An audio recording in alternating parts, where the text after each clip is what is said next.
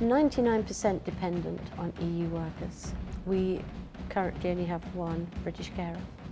We're recruiting, to put it bluntly, all the time. My opinion, there isn't the staff out there in this country who want to do the work.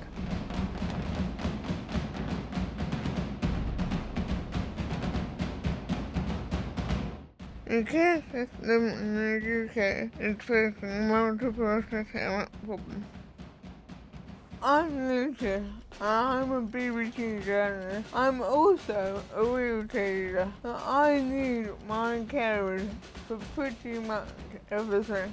From personal care and going to work to socialising with friends. Over the years, lots of these carers have been EU citizens, like the two Polish sisters I have now. Are you feeling alright today? But this isn't about me. Hundreds of thousands of people in the UK rely on caring to deliver their needs, and the care industry has expressed concerns about the effect Brexit could have on the recruitment and retention of EU workers as it struggles to keep up with demand. I run a domiciliary care service looking after people with chronic conditions at home. I haven't had one Spanish, Portuguese or Italian apply in over 9 months. And that's quite frightening.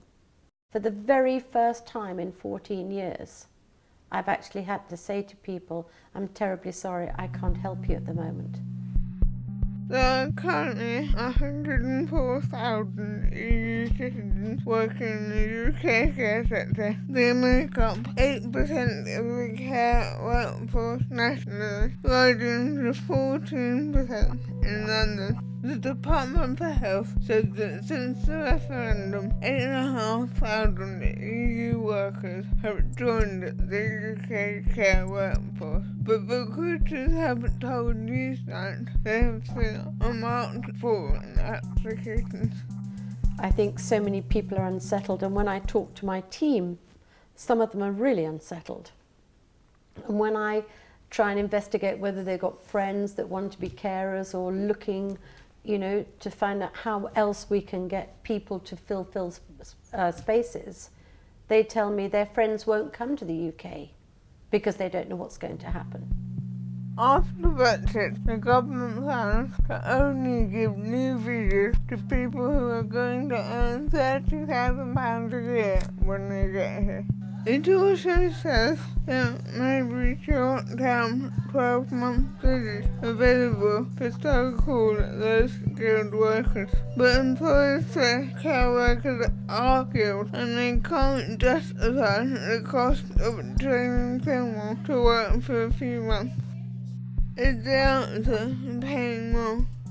It's unsocial hours, it's hard work. That's the challenge. What we'd like, or what I'd like to see, is maybe a national minimum wage for social care to attract more people in. But it has to be a profession like nurses. My view is social care staff should be state registered and their salary should be much higher than it is. Then we'd attract more people in. Some see Brexit as an opportunity to improve working conditions in the sector. If there were not people from abroad willing to come here at low wages and depress the pay, then we would pay them more. We pay accountants more than we pay cleaners. Why? Because accountants are scarcer than cleaners.